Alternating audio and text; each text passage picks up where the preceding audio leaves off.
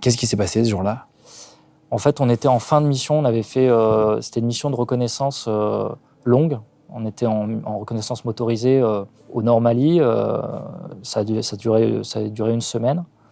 On était sur le retour et on savait que les groupes armés terroristes en avaient après nous parce que plus tôt dans cette mission, en début de mission, on avait tapé, il y avait eu un combat et on avait neutralisé un de leurs chefs.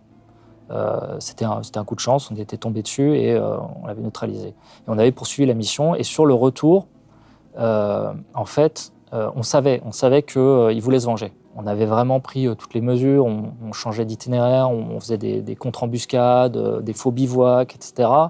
Mais sur le retour, alors qu'on avait fait des manœuvres pour faire croire qu'on allait passer par ailleurs et qu'on passait par là, il y avait toute une zone où on n'avait pas le choix. En fait, il y avait des rochers qui faisaient qu'on devait passer Une route. Voilà, c'était pas une plaine où on pouvait passer à droite, à gauche, on n'avait pas le choix.